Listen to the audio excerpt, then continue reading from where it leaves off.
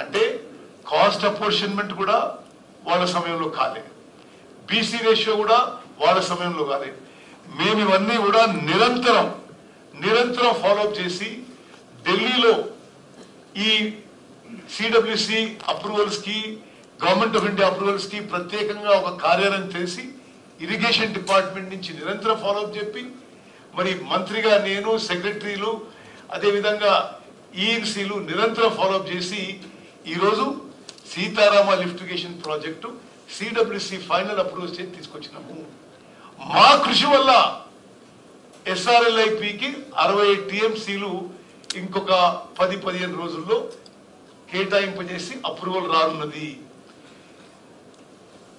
ఇది పైన చెప్పిన క్లియరెన్సెస్ అన్ని అయిన తర్వాత ఆ తర్వాతనే సెంట్రల్ వాటర్ కమిషన్ ఈ అప్రూవ్డ్ డిపిఆర్ ని గోదావరి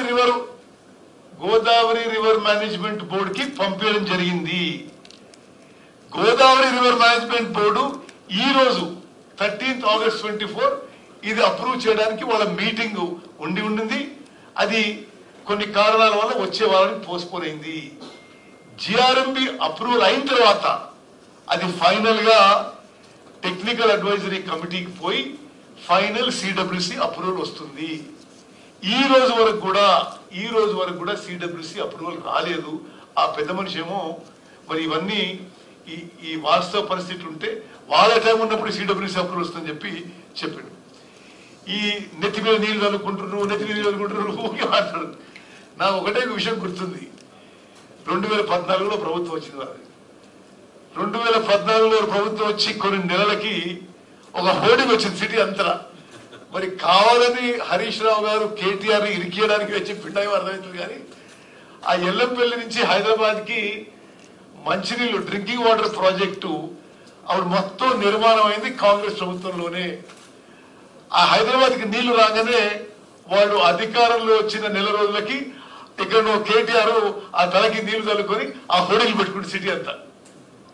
మరి కేటీఆర్ ఇట్లా చేసిండని జనానికి గుర్తు చేయడానికి చెప్పిండు హరీష్ రావు, మరొకట నాకు అర్థం కావడం లేదు. కానీ అది వాళ్ళ అలవాటు, మేము అట్లా చేయము. ఈ Sitaram lift irrigation project Godavari నదీ జలాలని అన్ని జిల్లాల్లో ఎక్కువ పారేది ఉమ్మడి ఖమ్మం జిల్లాలో. ఆ 10 నియోజకవర్గాలకి పుష్కలంగా గోదావరి నదీ జలాలు అందించాలనే ఒక దృఢ సంకల్పంతో మా ప్రభుత్వం, ముఖ్యమంత్రి రేవంత్ రెడ్డి గారు, ఉప ముఖ్యమంత్రి బట్టి విక్రమార్క గారు, మేమందరం మంత్రులం ఒక డిటర్మినేషన్ తో ఒక మంచి సంకల్పంతో ముందుకు పోతున్నాం. దాని భాగంగానే ఒక సిగ్నిఫికెంట్ ప్రోగ్రెస్ గా ఏళ్ల తరబడి మోటార్లు పంపులు పెట్టింది, కానీ కనీసం కరెంటు కనెక్షన్ ఇవ్వలేదండి. ఏది ఇప్పుడు మేము ఎల్లుండి మొదలుపెట్టే ఆన్ చేసే మోటార్లు పంపులకి వాళ్ళ హయాంలో కనీసం కనెక్షన్ ఇవ్వలే. మేము దాన్ని అంతా సరి చేసి దానికి ఎలక్ట్రిఫై చేసి ఎల్లుండి ఒక మైలురాయి ఈ సీతారాం లిఫ్ట్ ఇరిగేషన్ ప్రాజెక్ట్ కింద మరి తెలంగాణ ప్రజానీకానికి, ఖమ్మం ప్రజానికి తెలియజేయడానికి ముఖ్యమంత్రి గారి ద్వారా వీఆర్